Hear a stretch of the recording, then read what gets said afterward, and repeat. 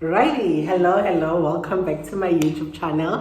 To those that don't know me, my name is Beauty Mashaba. On the streets, they call me the rich aunt, or that's the name that I gave to myself.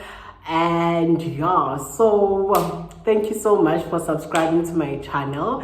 Even though we don't know what exactly I'll be serving in this channel, but I know that the channel has started and we need to start serving. So I'm still on the journey of discovering what exactly do I want to serve on this channel. But as time goes, we will find our rhythm. We will find what exactly it is that actually works for us. So I have done a day in my life, specifically focusing on the workspace.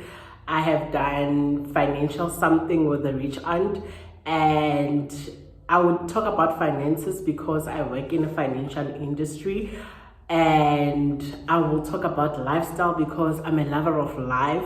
So we'll really see where we are going with this channel, but the biggest thing is that we have started, and today we are doing something new. And maybe that's the future of this channel, I don't know. But what we're doing today, we are doing a book review. So I want to review this book that I picked up yesterday. It's called The Alchemist.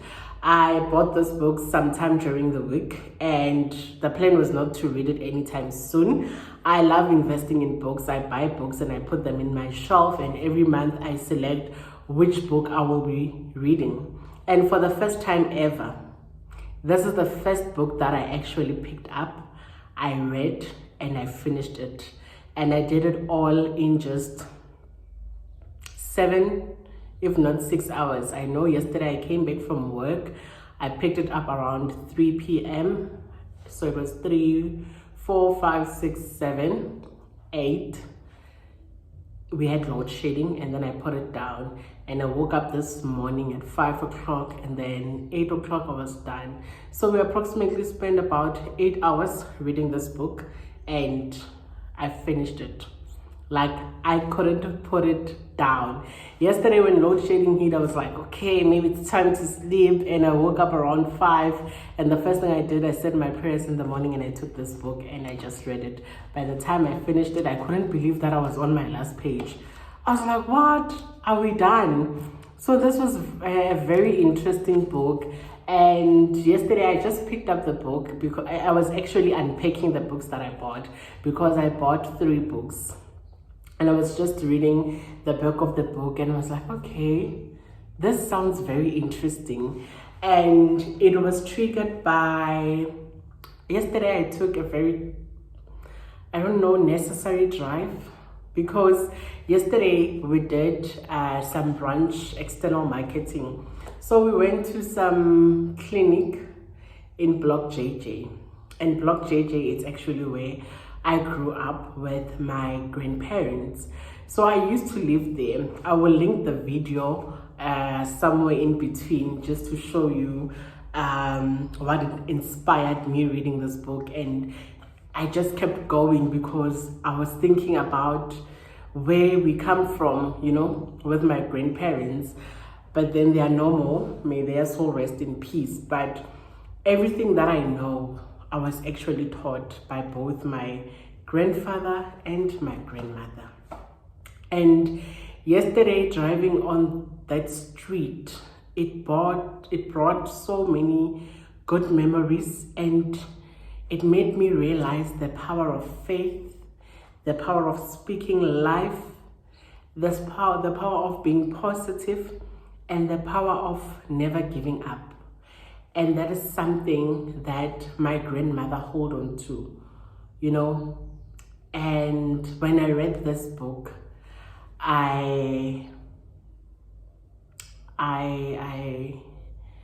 was able to put my grandmother's life in the picture of this boy who just went after his dream and met people along the way. Maybe before we get to this book, let me quickly share the story of my grandmother. I actually posted it on WhatsApp yesterday, and a lot of people were like, wow, the power of God, the power of faith, the power of believing, and the power of speaking life. So I think it was around, I'm not sure, but 1994, 95. I remember I used to go to Block JJ. We used to visit. It was my mom's aunt. She used to live there. And we used to visit her. And at some point, she passed away. And the place that she was staying at, it was left for my grandfather. But then they had a place where they stayed with my grandmother in Block G. So I knew that my grandparents were living Kudi G, right? And as they were living there, yeah, maybe a few years, they then relocated to Block JJ. They built this beautiful shack, one that was never seen. It was so beautiful. It was a 2-bedroom shack. So it was my grandmother's bedroom and the bedroom that we used to sleep in with my cousin, DJ Maestro, shout out. And there was, is it a dining room? The dining area where we have most dinner. Yeah, and then there was a kitchen where there was also a table of chairs. So there were table and chairs where we had dinner, we had breakfast in that one. It was so beautiful. It was very homely. Mind you, I left my parents' house. We used to live on the other section of Block BP to go and live with my grandparents in a shack, because that's how dope and that's how beautiful it was, just living with my grandparents. You know, we all have a history of living with our grandmothers, and they always bring some light into our life and we learn a lot from them. So yeah, I think maybe that's the reason why I moved there, and I got to witness so many beautiful things. You know, I witnessed love, I witnessed self-care, and I had all those beautiful stories. You know, grandmothers and grandfathers, like grandparents in general, they tell the best stories, and my cousin and I always enjoyed listening to those stories.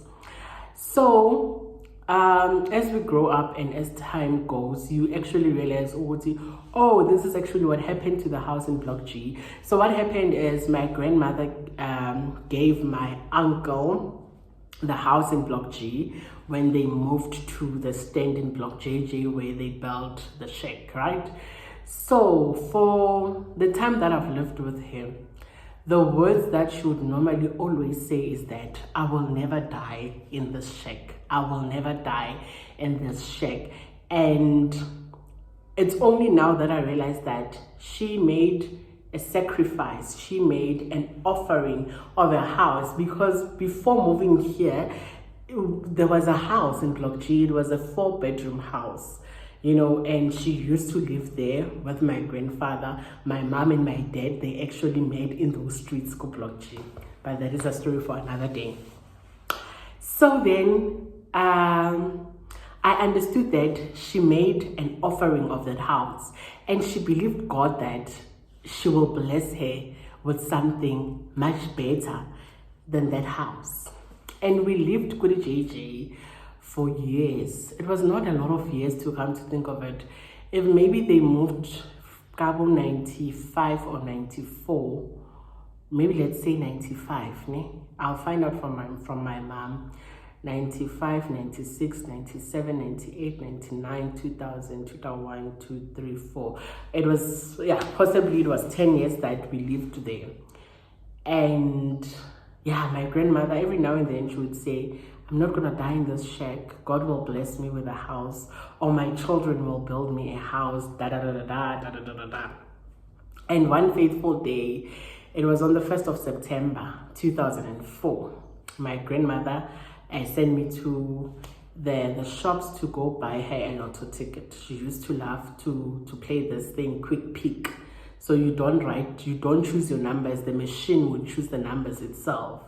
So because it was a summer day, remember when we grew up on the 1st of September, so she sent me to the shops, and I couldn't get through to the shop because there were children playing there. Then and then kajika, you know. I turned back and I told my mom, no, I couldn't get through there because and she was like, no, it's fine, we'll get the ticket later. Then later on that day, Kawoma past 5, I went with this other guy. He was, you know, when we grew up, we had uncles around, you know. Then they said, no, go with him so that, if it's a and I left with that guy. We went to go dash dash. We got there, then I bought this quick pick. Remember quick pick? They choose the numbers for you. There was the reason why I turned back and I didn't buy it at that time that I bought it at. Right? So we bought it later in the day. And those numbers were the winning jackpot for the 1st of September 2004. That's when my grandmother won the lottery.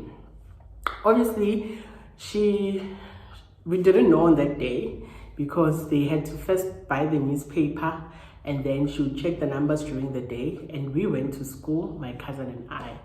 And we came back from school. She sat us down and she told us, she actually came into our room and she showed us the ticket.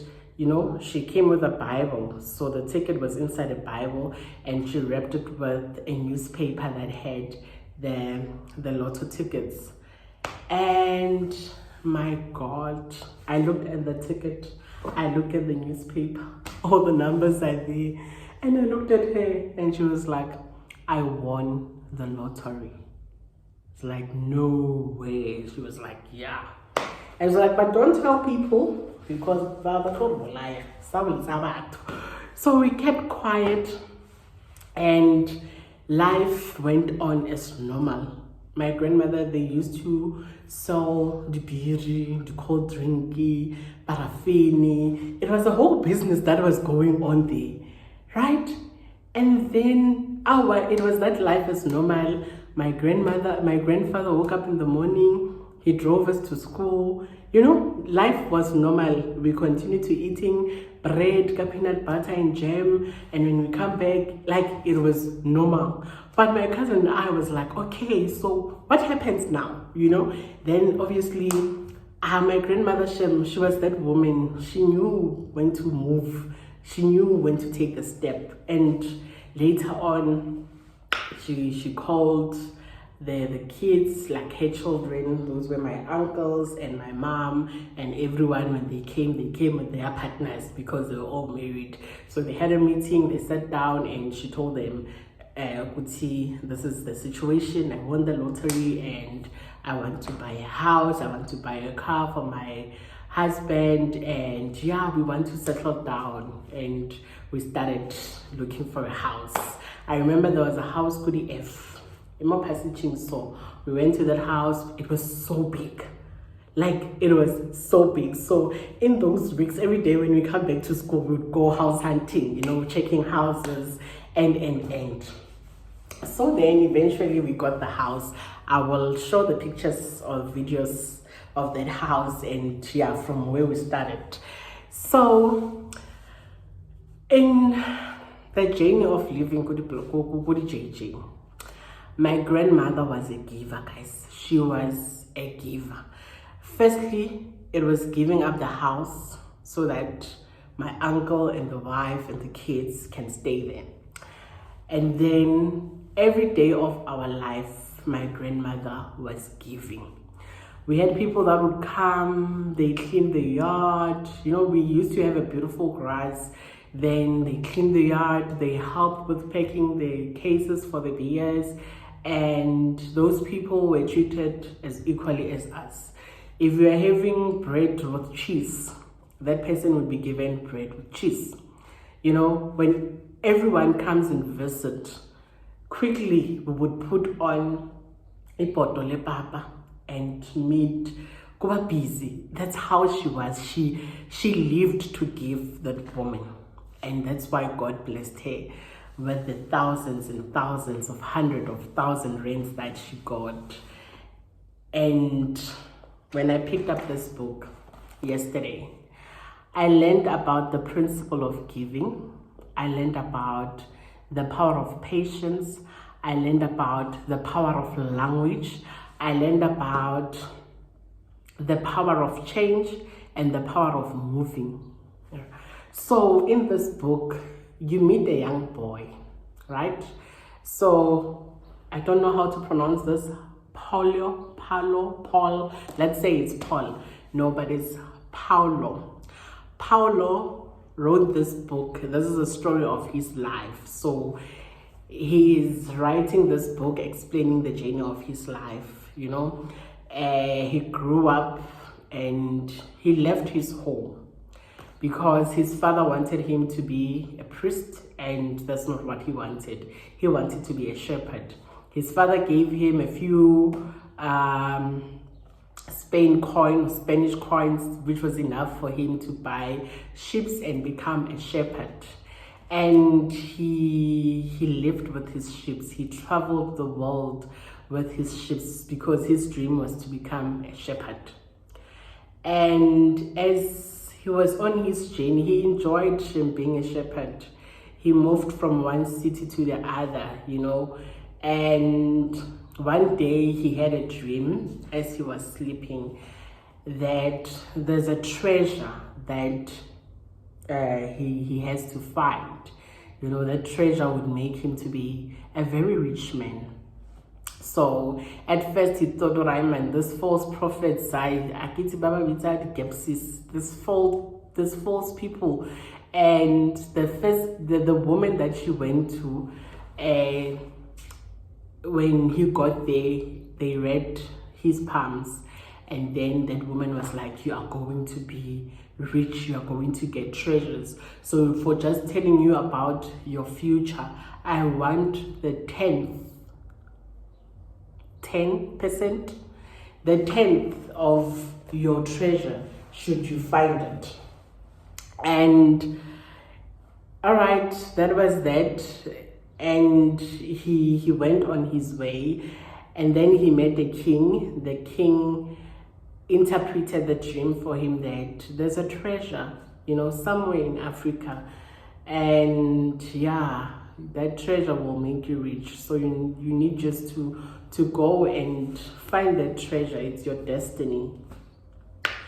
And it was a journey before he got to finding that treasure. I'm just amazed by the journey that he went through. And this book made me realize that life is a journey. We all have a treasure in us, in the world, that we want to fulfill. We have a dream that we want to reach. But this book taught me that every dream will require you to walk a journey. You have to go through things. This book, in the first page, there's words that are repeated a lot. It talks about the power of the universe. And it says here, I want that part quickly, where it talks about the universe will always conspire for you when there's something that you want with your whole heart. It says that when you want something with all of your heart, already there's a language that is spoken, and it teaches the power of using the right language. It talks about the universe. Rather, the universe will bring forces that will work together to make sure that you reach your goal. So I have learned about forces that exist in the universe, and I've learned about the power of language, and bringing back my grandmother's story is that the things that you say, when we talk about language, we're not saying English, but the immediate words that you are altering. Like they said that there's power and life in the tongue. Everything that you say that comes out of your mouth builds your future, because the universe will work together with you. So the language of the universe is that of positivity, is that of favor. So you need to make sure that whatever that you say about your life, everything that you say about your life is positive. This book will teach you the power of language. It will teach you the power of forces. It will teach you the power of favor. that for as long as there's a word spoken or written about your life, it only takes the universe to work with you. And when you want something with all of your heart, it will register with everything in the universe. Like my grandmother, she always says that I will never die in a shack. And I tell you, we moved into that house, and in 2004, my grandfather got to live in it for 3 years and he passed, and my grandmother lived until early COVID, early pandemic. Early COVID, because she passed away on the 8th of January in 2021. So she lived the life. The money that she won, it sustained us. I have a cramp. It sustained her and sustained us until her very last day. And today, I realized that everything that we want, we can go for it as long as you are content. This book, there's a section where it talks about living in the present. When we lived Good JJ, my grandparents, they lived in the present. We were content with the shack that we're in, much as we knew that it is not where it's gonna end, but we were so content, we were so happy in the moment. So this book teaches that you need to live in the present moment. Don't live in the past, don't live in the future. Yes, the future, you might know that I'm gonna be, this is what I want, but with what you have today, with what you have right now, live for it. Be in the moment, enjoy the moment, stay in the moment, stay in the blessings. If you know that one day you wanna own your own business, but currently you are employed, enjoy where you are. Live in the moment of employment. Live in a moment of your what God has blessed you with at the moment. Yes, the vision is to get to own your own business, but while you are working towards getting to the goal, you need to make sure that you are content, you are happy, and you live in the present. So get yourself a copy. I have read mine. I don't know what I will do with it, but I think that I'm still going to read it. I'm still going to refer to it. I know I bought this book I bought this book last year. I gifted it to a friend. So I bought it for my rib and gifted it to her for her birthday. And it is only now that I actually got it for myself. And I've read the book in less than a day. It's still brand new. I don't know what I'm going to do with it. Maybe I'll gift it to someone. I'm going to an event next week. I'm hosting a Butterfly Moment Sisterhood event. I don't know. I'm still thinking, or do I still need it? I think I still need to read it again. And this time, slowly. But then I got everything that I needed in this book. And trust me, from this day forward, I will continue speaking positivity in my life. I will continue being content and living in the present. So live in the present and make sure that you get yourself a copy. Maybe that's what we'll be doing in this channel. I must read more and come and review books. Tell me in the comment down below if we should continue to read and if we should continue to do book review. So yeah, that is my story, and that is the story of the Alchemist. So I will see you in the next video. I love you so much. Thank you for subscribing. If you are watching this and you are not subscribed, please hit the subscribe button and like this video if you enjoyed it. Thank you very much and have yourself a great day. So these are the streets. This is where my grandmother used to live. This is where history was made. This is where beautiful childhood memories were created. It was such a beautiful moment for me to see this shack again, because I haven't been here, I think we moved and I came here maybe the early years after the movement, but I've never been here again in quite some time. And being here just brought so many memories. So this was me. After work, I got home. I felt like peanut butter and jam because Yeah, this was what I was craving, and this was me taking the book. I thought I had pictures of the house, but my sister was good K, so I asked her to take a video. So that's where my grandmother and I used to live. And this is the rich Gogo. Thank you for watching.